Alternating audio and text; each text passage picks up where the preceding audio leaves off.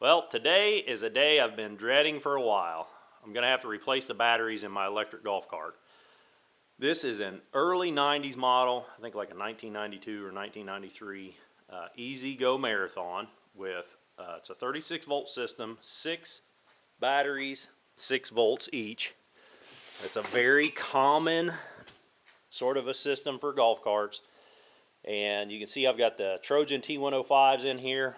I put those in shortly after I bought the cart. I bought this cart used about 5 years ago, and I put the batteries in when I got it. Let's get the seat out of the way here for a second. Now these batteries have a date stamp, a date code. This is I6 on the negative post. That I means September. It's A, B, C, D, E, F, G, H, I. The 9th month would have been September. And 6 is the digit of the last digit of the year that battery was produced. So we're in 2021 right now. So that battery came from 2016. So I got 5 years out of these Trojans, and I've been pricing around. What I'm going to go back with is the cheapies. So the Trojans lasted me 5 years, but they are so very expensive that I can't justify paying that kind of money again for these Trojans. I can get a cheap set of batteries for 60% of the cost. So I figure if I get 5 years out of Trojans, if I can get 3 years out of cheapies, I'll be even. If I can get more than 3 years out of cheapies, then I'll be ahead of the game. So this is going to be a little bit of an experiment.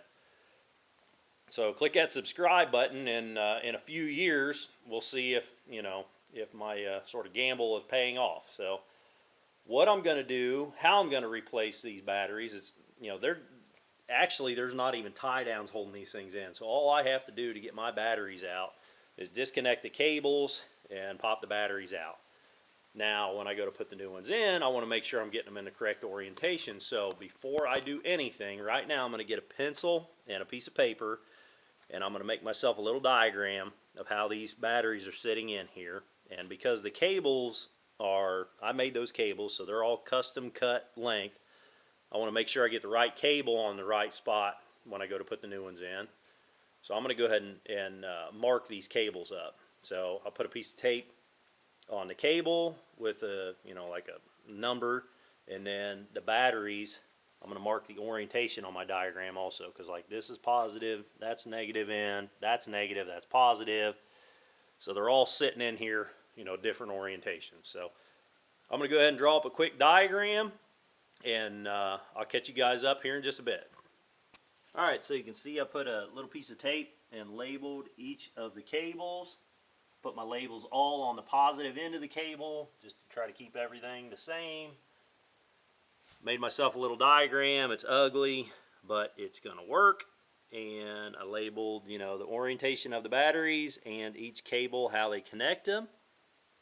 And then on my main leads for negative and positive, which happen to be right here, I wrote that there are 4 wires on that positive, there are 3 wires on this negative. And when I take these nuts off, I'm going to take this nut off, and I'm going to take a zip tie and zip tie through the eyes of these 3 wires just to keep them all 3 together so I don't lose one. Because with all this kind of spaghetti down through here, it's very easy to drop a wire down in there. You don't even notice it, and you go to hook everything back up and you're missing a wire. So it's easy to lose them. So go ahead, and I'm going to use a zip tie through the eye of all those 4 and these 3 over here. I've also got a little bit of sort of a no-no over here, but I'm going to keep it. I'm going to wire this back up again. My headlights, I've got a set of 12 volt headlights that are using those 2 batteries over there. You really shouldn't do that. It's an unbalanced load on your batteries, but my light bar is on a converter. There's the converter there, and it pulls a balanced load off the batteries, and that's my primary light. These headlights, I don't ever use them. I just like to keep them on here in case of an emergency, so I'm going to go ahead and wire them back into the new batteries. In case of emergency, I've got that, but I don't plan on using that. So I'm going to go ahead and start disconnecting these things, and I'll catch you guys up here in a minute.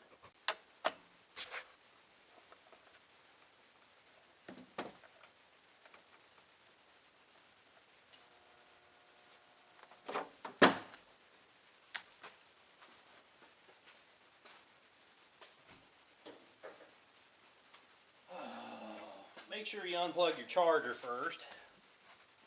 That was a stupid mistake. I could have got hurt.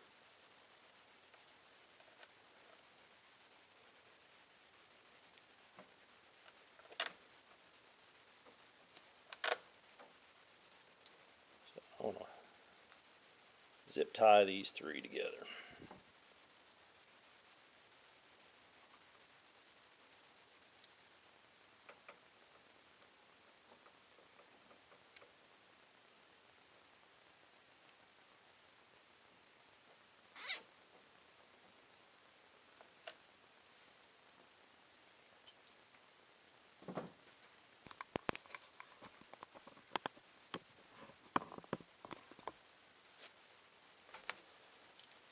Same thing over here on the positive.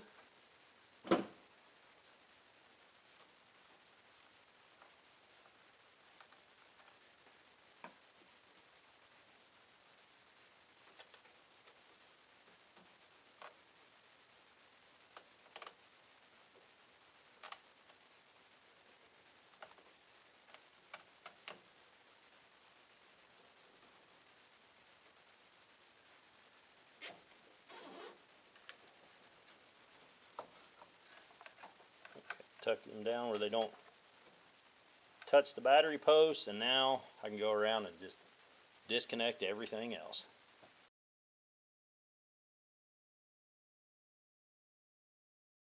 So I got all my cables off, and if you've got tie downs on your batteries, you'll need to remove those. I'm supposed to, but I don't have them on here. It's never been a problem. So really all I got to do is lift them out of there. Now, they're very heavy, so I went ahead and backed my truck right up here so I can just pick them up out of here and set them in there. They're hard to get out of here. If you don't have any kind of tool or anything, you just reach down there with your hands. It's really hard to pick these things up. They make, tools and stuff you can buy. I have found that just a cheap bungee cord or a tarp strap or something, you can hook it in the handles like that. And again, I'm doing this with one hand. Hook it in the handles like that, and rather than picking it up here in the middle, I'll pick it up real short on both sides down here, or even kind of hold on to the hooks, and that's all you need to get these things out of there. So I'm going to go ahead and get them all pulled out of here, get them set in the back of the truck, and then we'll clean up those cables and go get new batteries.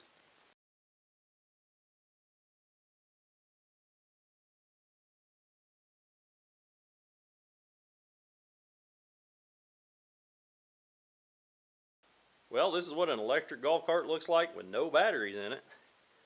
Now is a great time to look for any surprises in your frame, your battery frame. Also the frame of your cart. This is the main frame coming back from the front. I've seen them where the batteries have, leaked and rotted and ate out the frames completely here. So far mine doesn't look too bad. We did some metal work, I think, on this side when I put those batteries in when I first got this cart, that part of it was rotted out, or maybe it was that side, I don't recall. Some of this I have welded in. It's, like I say, it's been about 5 years, so I kind of forgot where at. I'm going to go ahead and I'm going to push the cart outside. I'm going to scrape out, take a putty knife and scrape out all the crud. I'll probably take a hose and wash it out real good, and I may even go kind of crazy and just get some old spray paint, get in here and try to seal up that metal. Scrape it out, clean it out, wash it out real good.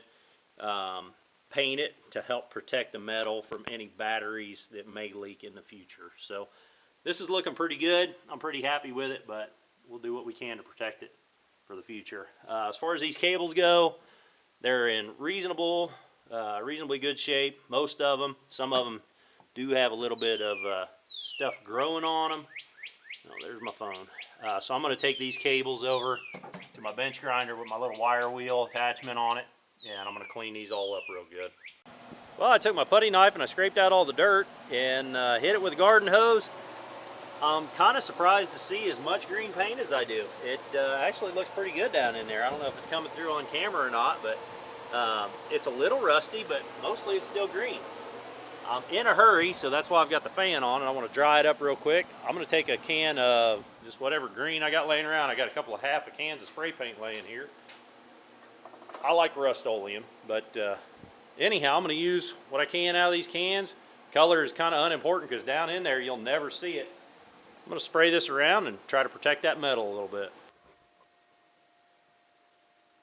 Well, I gave it a quick little shot of that Rust-Oleum, and I was thinking as I was doing it, I'm pretty sure I spray painted all that frame before I put these batteries in. So, and it seemed like it did a pretty good job of protecting the frame. So if I gotta clean it up and spray paint it every time I change batteries out, if that's enough to keep that frame in good shape, I'm pretty happy about that. So I'm off to go buy the batteries now.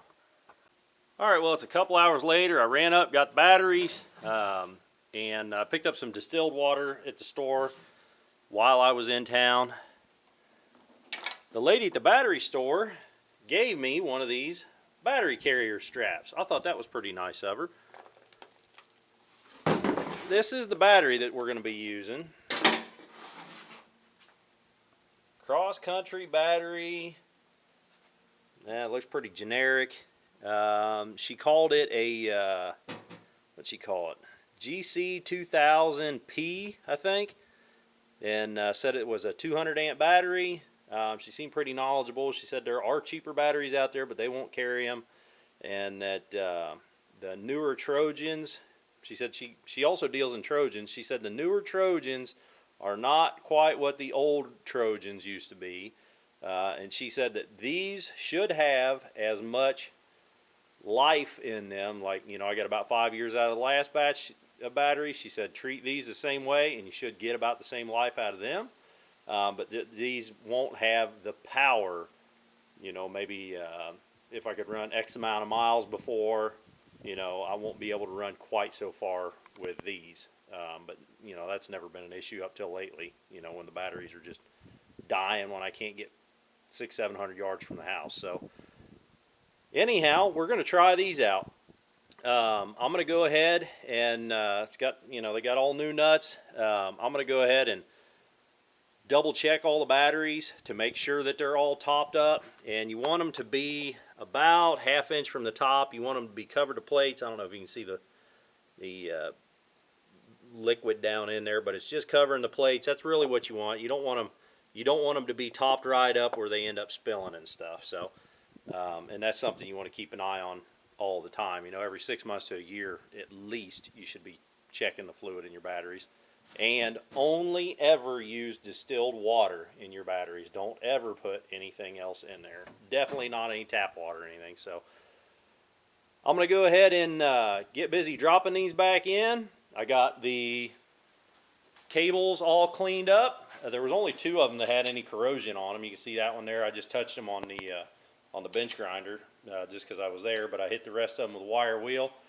I'm going to put dielectric grease on, well, you know what? I'm not going to put dielectric grease on it for this project. Battery terminal protector. So I'm going to go ahead and make all my connections using my diagram here. I'll drop the batteries in, put them back in the same orientation, put the same cables back on using my diagram, and then after we get everything tightened up, get all these cables tightened up, we'll use this battery terminal protector on it. So I'm going to get busy.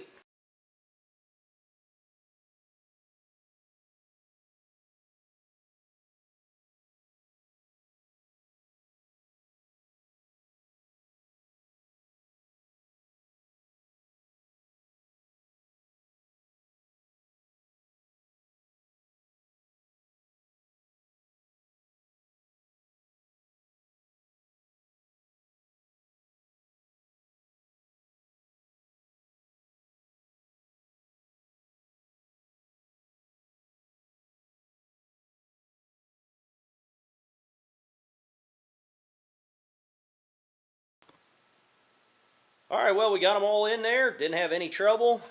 When I was taking them out before, you probably seen me remove that breaker and that relay.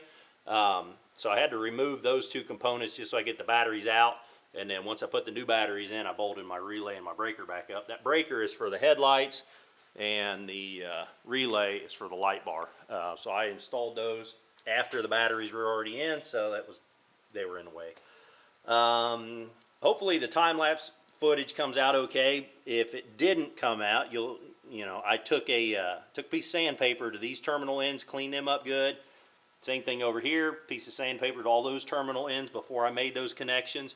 You want to make sure your connections are good and clean, and then when you snug everything up, don't bear down on these real tight, guys. You just want snug. You don't want finger tight. I mean, you want them tighter than that, but don't go 200-pound gorilla on these things, because you will pull those studs out of that lead.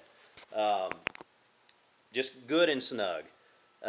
You'll see that I've got the terminal protector. I sprayed that red stuff.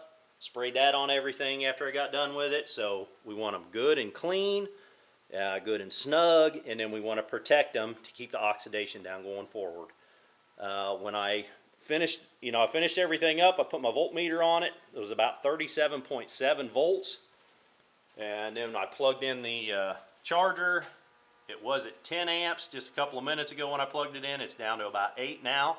So as the battery pack gets full, it's pulling less and less amps. So this thing will continue to go down until it shuts itself off. The batteries did not need any water when I was checking them. I checked every one of the cells, before, while it was still up on the tailgate of the truck. Before I put them in, I made sure everything had plenty of water. Everything looked great. They're charging now. They're bubbling. I